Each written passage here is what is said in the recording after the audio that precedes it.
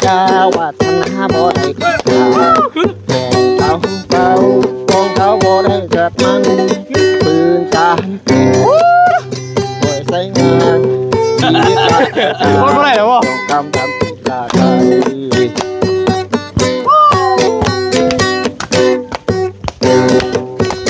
สาวดีกินใจเราดูต้องอยู่เสียงกูเอาก็อยากลืมเนี่ยมันเลยมาในที่รู้จักหักใจเที่ยวแวะบ้านผู้หญิงต้มไก่ประจำติ๊บเราเลยติ๊บลายได้หมดเลยพี่น้องเลยไอ้ต้องในลายเอ้าลายแล้วอ้าวตุ๊โอ้ยลายอีนี่เดี๋ยวหัก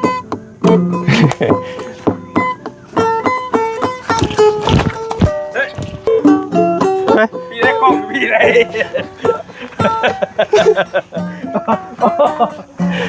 เฮ้ยเฮ้ยเฮ้ยเฮ้ยเฮ้ยเฮ้ย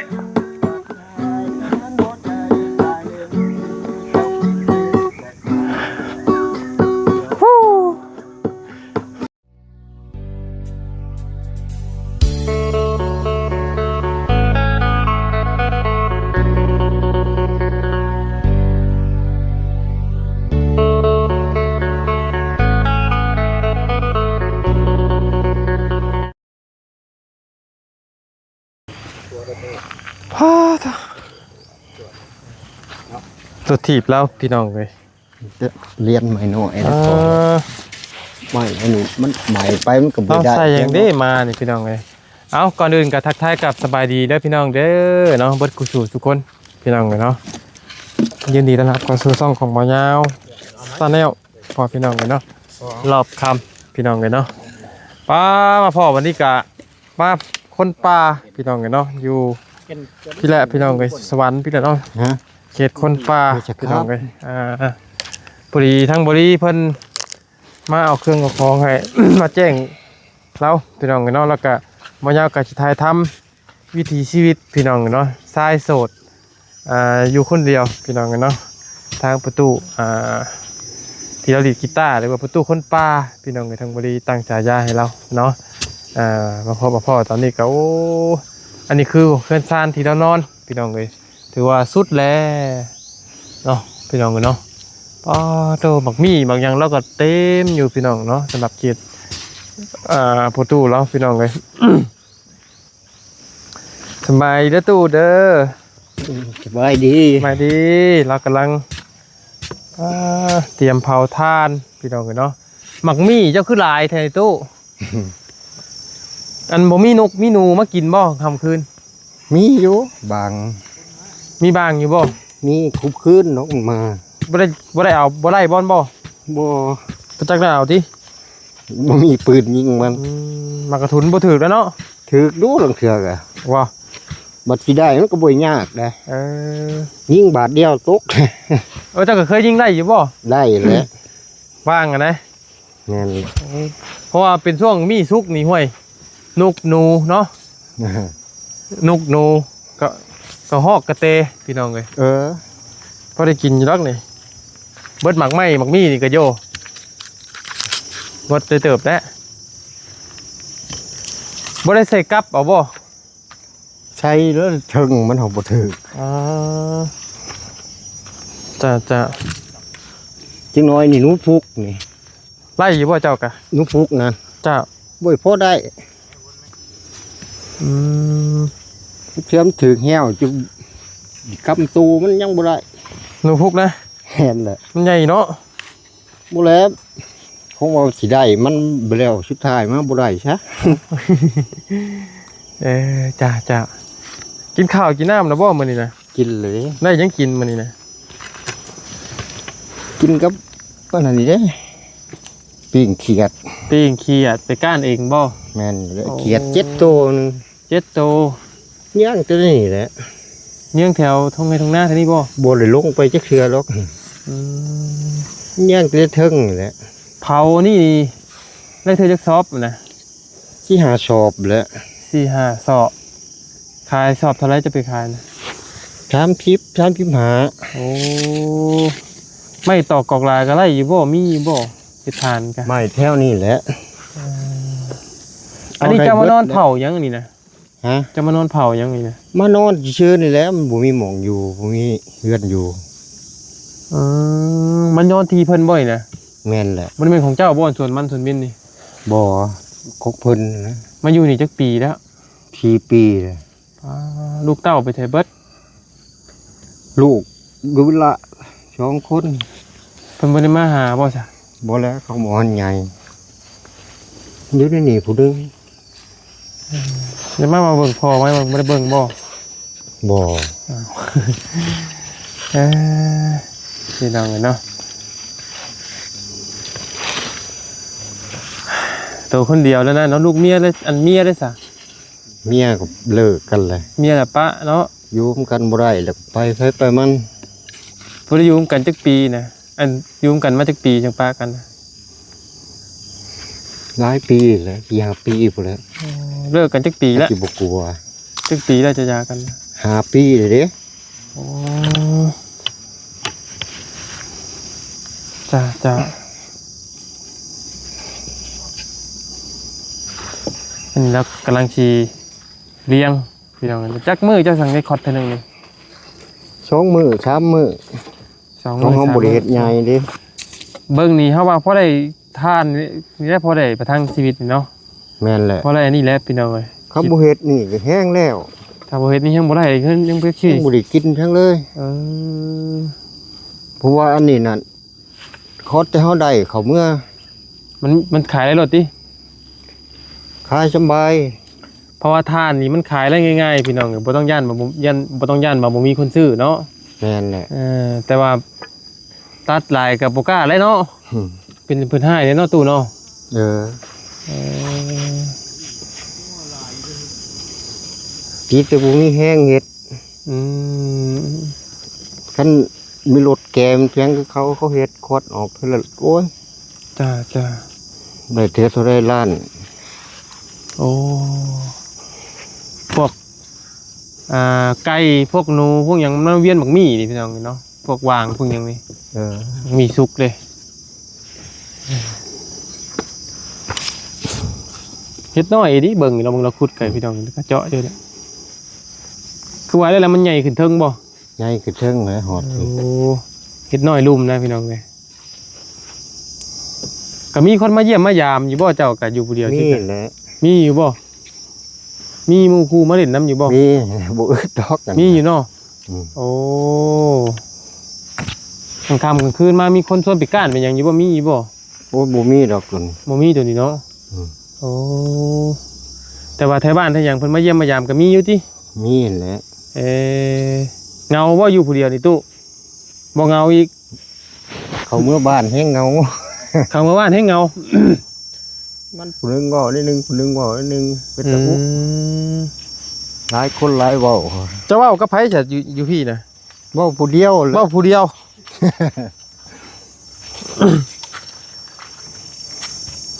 เว้าผู้เดียวเบิ่งบ่เด้อพี่บ้าเว้าผู้เดียวอยู่ โอ้อันนี้ก็มองอยู่มองนอนเจ้าเฮ็ดเองบ่นี่นะ แม่นแหละ เจ้าคือผู้เฮ็ดแต่มันใหญ่กว่านี้แน่ตู้ บ่มีแนวมุงเลย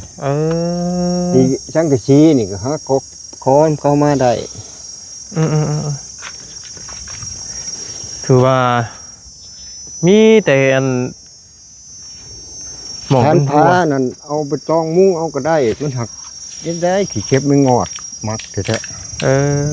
อ ๆถึงมาชน เวลาลมมาฝนตกมานี่เจ้าบ่ย่านบ่อยนะ คันมาทั้งนั้นก็ปบแหละ พบไปใช้บัดนี่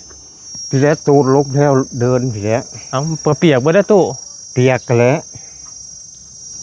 ยันกงมีหักทับ อ๋อ เด้ มันมีกงมีเนาะข้างหลังนี่เนาะ หักชนร้ายบ่มาทางนั้นพี่มาทางนี้ปีนี้2เทื่อแล้วมันผัดไป เออ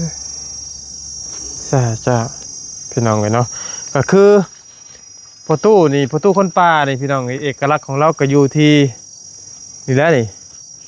กีตาร์แล้วนี่พี่น้องเนาะเพราะว่าเรามีกีตาร์นี่เป็นเอกลักษณ์ของเราพี่น้องเนาะ เบิดใหม่ โยมาป้าชาตุจักเพลงเนี่ยใช่ไหมให้ในเพลงผลงานเพลงหนึ่งมาเพราะว่ามันเป็นเอกลักษณ์ของเจ้าเลยตัวนี้พี่น้องเลยเนาะที่หน้าที่ตามคือตัวกีตาร์นี่พี่น้องเลยเพราะว่าจะเป็นอะไรนะพี่น้องเลยเนาะอยู่ป่าผู้เดียวแบบต้อยหรือว่าดีดกีตาร์นะพี่น้องเนาะกำลีดกลางคืนนี่ร้อนได้เติบแรกอย่างมานี่ เขาได้ยินเสียงเขากูจักพับเลยแถว คำข่าวได้ยินเสียงกันเลยผู้จักเราว่าเสียงเจ้าเนาะโอ้ งานเอาแล้ว น่า ครับพี่น้องเลยไม่กับไม่ดอกเนาะไม่บ่ได้มีแกนพี่น้องเลย บ่หาตุ้มดอกเอามาใช้พื้นมันสิได้เพราะอากาศมันเข้าเวลามันใหม่มาฮอดแล้วข้าวเดียวนึงก็เป็นเท่าโลดกระจอยเบิดบริการได้ดอกใหม่มื้อนี้ นี่ก็ผ้าแล้วก็ผ้า เหมือนไพ่โต้พี่น้องเลยไพ่น้อยครับต้องแบบค่อยๆเฮ็ดใจเย็นไปเรื่อยๆนะ บริการได้แต่ใหม่เยอะมื้อนี้แหละไม่แนวดอกแดงๆเขามาใช้บนจูดมันก่อนแนวใดไม่ดีๆเนี่ยเอาไปใช้ทั้งหัวเบิด โดย หัวอบแล้วมันก็เป็นทานคักบัด โดย เขาจูดเอียดทานมันก็คือเขาดังไพ่นั่นนี่แหละ โดย ของใหม่บอบเด้อ โอ้ป้าก้อนสาพื้นนี่ดีดกีตาร์ให้ฟังเนี่ยอีกบาทหนึงสีเมื่อป้าเลยเนาะพี่ต้องไงมาจักผลงานเพลงหนึ่ง เข้าไปพุ่งก็ได้สิคุ้ม บ่เป็นยังนี่เขาตั้งเอาก็ได้นี่มูนั่งเขาก็ได้ยากเลย ติดตัวนี่กัน บ่ติดได้ครับนี่คือเป็นเอกลักษณ์เราประมาณจักปีแล้วไอ้ตู้ ฮะ อันกีตาร์เจ้านี่ แต่มาอยู่แหละ อันนี้แหละ มาอยู่ได้ปีนึงแล้วเลย เป็นไรมาได้ใส่นะ นี่คุ้มแล้ว เพิ่นของเจ้าเองบ่ บ่ชื่อของเขา50,000 นี่นะ แม่น บ่อยากได้ไหมบ่ อยากได้มันก็บ่ได้ดอก หมูมีแนวชื่อก่อนนี่ กูมือจะลิ้นกูมือบ่นี่นะ บ่บางมือมันเมื่อยก็บ่ได้ลิ้น โอ้ บัดมือ มั มัน น ดีเด้อพี่น้อง อารมณ์ดีแน่ก็ลิ้นช่องเทื่อช้ำเทื่อพุ่นแหละ อารมณ์บ่ดีได้ซะ ก็บ่ลิ้นแล้วปะ หาครูว่าเมียป้ามึงดูฮะเป็นอยู่ว่าครูว่าเมียป้า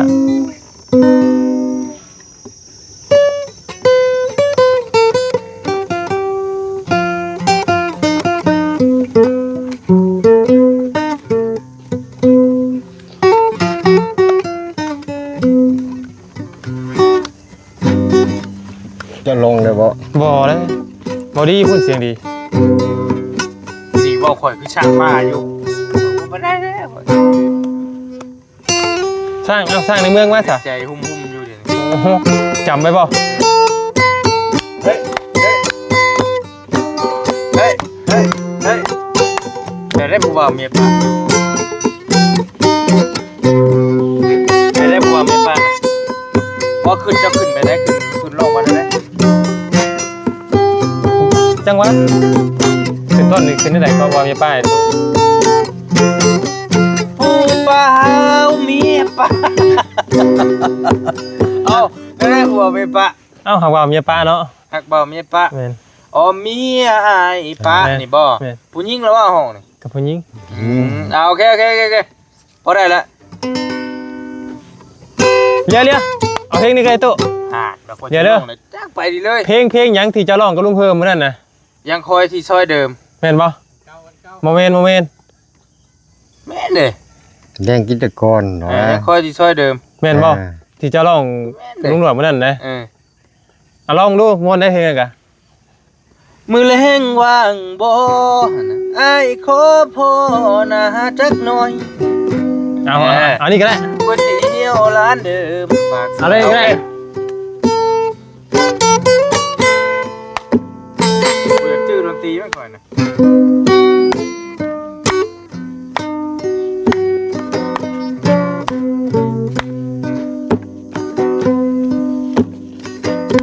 ลองหน่อยไหม นั่งว่างพอ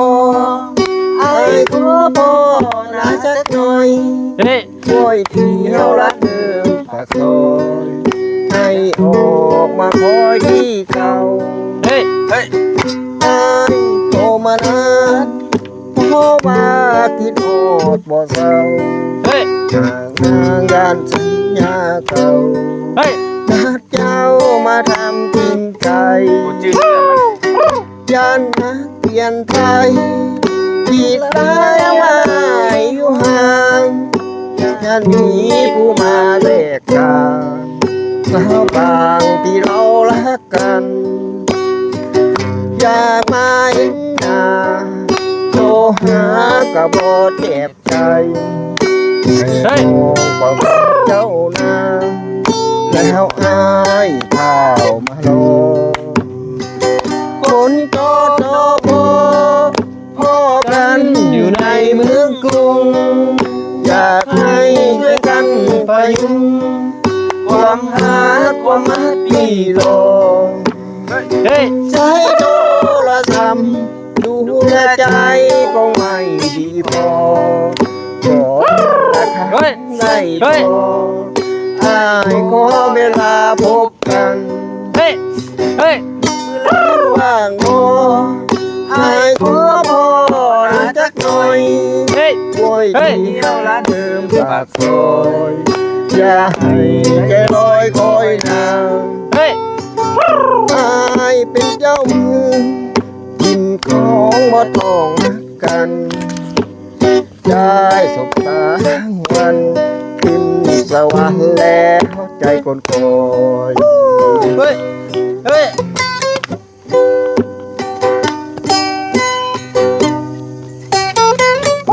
นึกว่าสร้างม่วนคนไม่ คนก็ได้สิได้ฟิวกันตัดกันตลอดหมอนี่ก็ได้ หยอกหยอกหยอก บ่ได้หยอกจังนี่ นึกว่า ว่ามันอยู่ในใจคอยนี่แหละ เพิ่นกำลังสิม่วนต้นไม้ลงเลย ง่วงเพิ่น จังมวน อ่ะถือว่าโอ้เอาตัวมือ ๆบ่ เอาตบเราไหม เดี๋ยวบ่จื้อเนื้อมันข่อยน่ะ บอกข่อยบอกปันได้เรื่องร้องเพลงน่ะ บ่คันจื้อเนื้อน่ะได้ก็ร้องได้ข่อยบ่จื้อ เอาไหนวันหน้าป่ะพอดู ปอ ต่อโอ้สาวแลวันหน้าเจ้าสวยเล่นเหมือนพัดจันทร์เดือนเพ็ญบอกข่อยก็ลืมเลยตัวนี้ จากไหน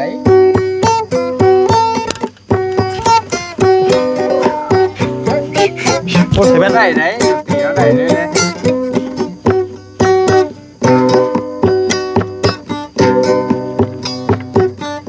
ให้มาพบผลงานชื่อสาวแหล่สาวแหล่บ้านนาน้ำตาหวานใจพบน้องคืนนั้นทำกำลานไม่มาพบป่าสามัคคีโอ้สาวแหล่บ้านนา เฮ้ยกับเฮ็ดนี่ก็เฮ็ดโอ้ยกูเลยเฮ็ดทั้งหลังกูเนาะ ก็มาทางโน้น เฮ้ย นี่ดีสงสารปานีและเห็นใจ เฮ้ย ชายจากบ้านนามาหาน้องประคองความหาให้สนใจแต่น้องคนดีก็เห็นใจโดนคนบ่ มีเย้ย เฮ้ย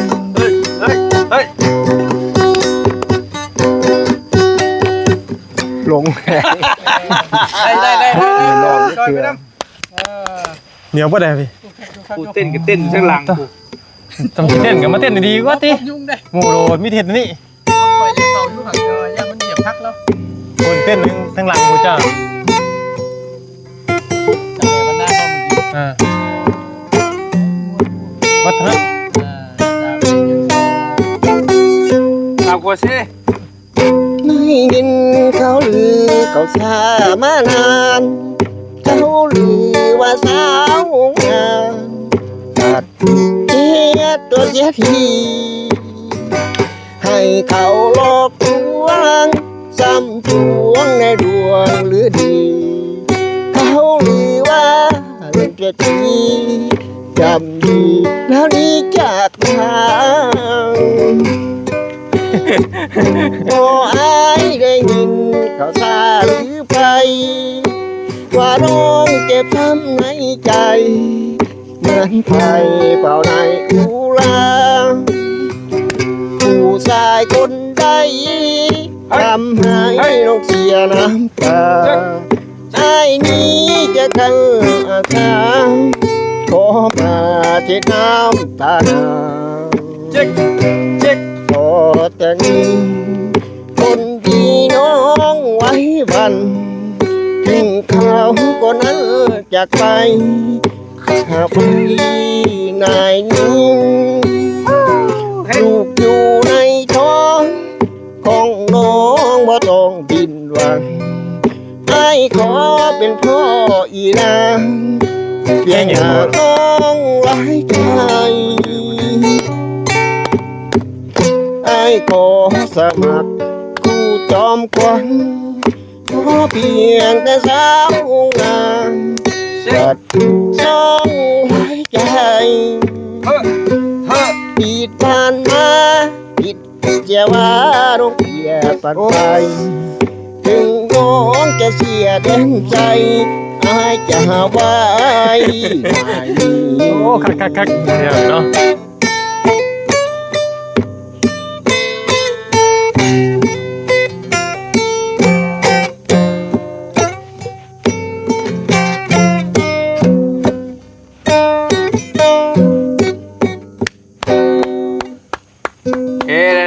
ได้แล้ว เขาขอดีกว่าเพลงหนึ่งได้อยู่วะ เรากินเกี๊ยวกันเชียร์ เพิ่มน้ำก่อนเพิ่มน้ำก่อนยังข้อแห้ง ขอเพลงอย่างเด้อ เพลงได้บาด อาชนาเชื่อได้ว่าหลายผู้หลายคนอาจจะคุ้นเคยกับเพลงนี้ดีซึ่งณตอนนี้ก็ถือว่า1 ใน 4มาแห้ง ดู เพลง ผล ก็ งานเพลงนั่นชื่อว่าใส่ว่าสังเขา โอ้ได้อยู่บ่ เพลงนะ ใส่ว่าสังเขา เพลง ใส่ว่าสังเขา มันกับไปเบา กับเขาเห็ดเนี่ยอ้าวตอนใดบ่ ประมาณนั้น อย่าต้องเนื้อเพลงมันขึ้นแต่แรกๆวันได้ นะ เราบ่จื้อได้นี่ปิดกับ เอาโอ้ใช่กันจังซี่มันต้องถอนคอเพลงง่ายค่อยไปมาได้พอดจังว่า กูบอกโลกอกหักแค่ฉัน ลูกอกหัก โยมต้อง สั่นคำว่าด้วยน่ะ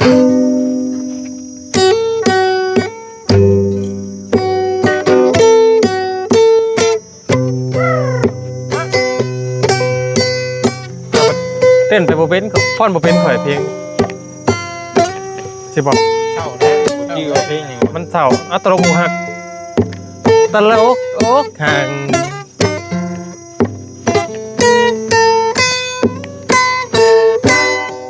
กลุ่มขมับแบบนี้อกหัก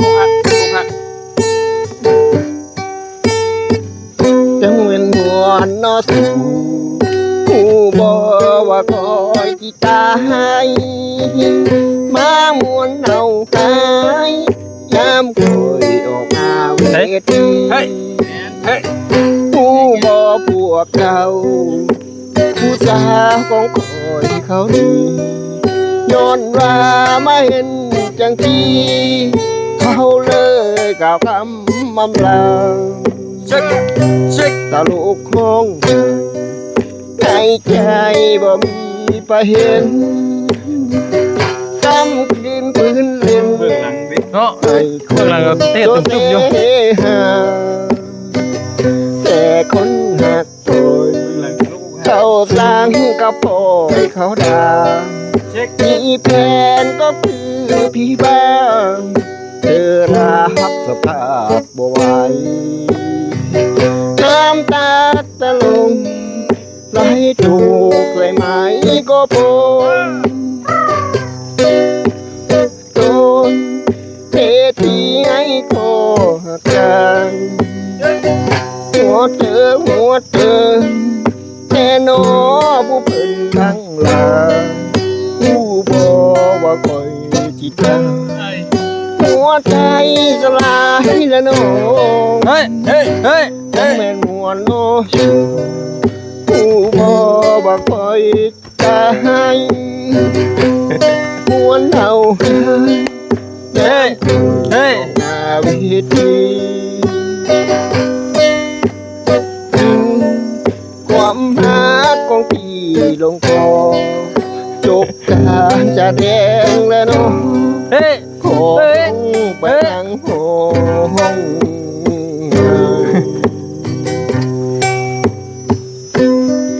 พอแล้วได้แล้วเนาะ พอ ทิปมาอย่างไงแล้วเนี่ยมีกำลังใจ ต้องมีตีบางเพลงนี่ โอ้ทำมวยมวยบน เอ้า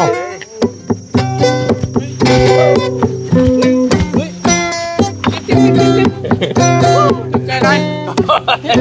อ่า ติ๊บ โอ้มวน ใช่น่ะมาม่วนสุดท้ายบาดนี้ โยหับทิปก่อนแล้วเราอ่ะ มันหิวเข่าเลยปะ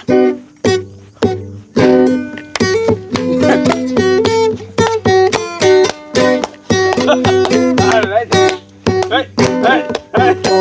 แต่จาวัฒนาบ่ได้กินข้าวแข่งเก่า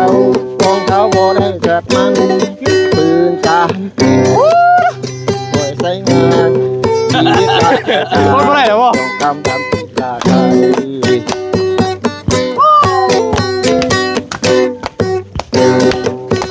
สาวหนึ่งจริงใจเดิน เฮ้ยยังไม่แรกเลยนี่ ต้องอยู่เสียงกูเอา ปวด ก็อยากลืมเรื่องมันเลย มาเลยพี่ ผู้จักหักใจเดียวแวะบ้านผู้หญิงผมกันประจำ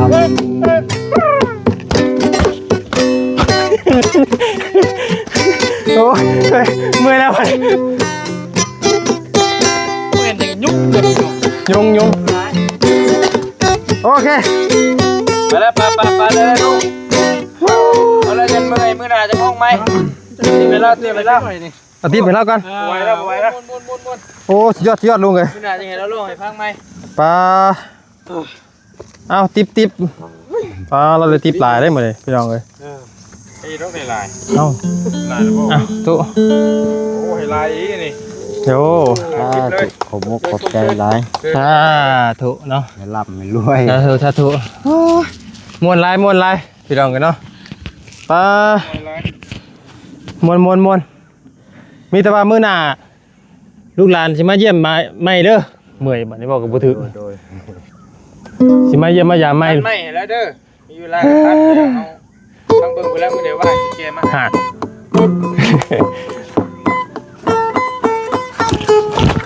เฮ้ยเฮ้ยเฮ้ย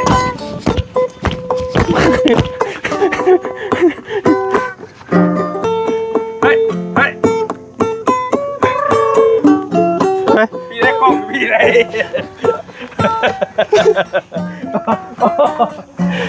เฮ้ยเฮ้ยเฮ้ยเฮ้ย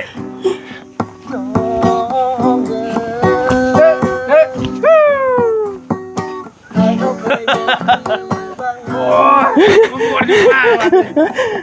ว่ะ อ้าวพี่น้องกันเนาะ ชนไม่เห็นเว้งแล้ว เรากับบ่ยอมเพราะเรา เฮ้ยเฮ้ย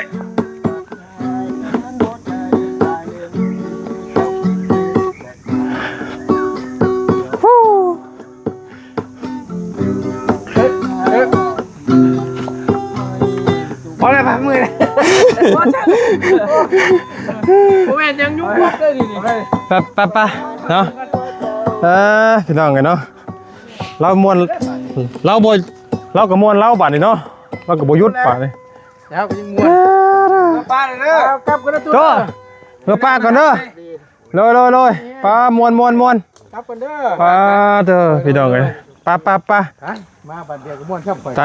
เธอเด็กก็เต้นจน คืออะไรแค่ย่อยนี่ ป้าฮอกมีพี่น้องเลยไปพี่น้องก็มีแต่ว่าสำหรับคลิปนี้ทั้งหมดยาวเองและโมคูเสี่ยวมาป้าก่อนบัดนี้กันนี่แหละพี่น้องเลยเหลือน้ำทุงน้ำปลามาเนาะกะ ตัวยังไง บอสนี่ข่อยยันทากเป็น บ่มีดอกบ่มี ย่านไปได้ข่อยจ้ะ มีแต่ว่า โอ้นัด เฮฮาเด้อพี่น้องเด้อสำหรับคลิปนี้ก็ได้เนาะม่วนดีๆแหละพี่น้องบ่ได้บ่เอาอะไรตัวนี้นะ เข้าก็ได้ก็เป็นนั่งอ้อมวงน่ะ สถานที่เราอยู่ป่าเนาะ จับกีตาร์นี่ไรนี่มันก็ตีกีตาร์เป็นมันมั่วบก โดย ดีเลย แม่นไป้าซะหมู่คู่สบายดีเด้อพี่น้องกันเนาะพี่ถึกจังไดก็ขอโทษขออภัยพี่น้องเนาะม่วนซื่นคลายเครียดพี่น้องกันได้มาแล้วนี่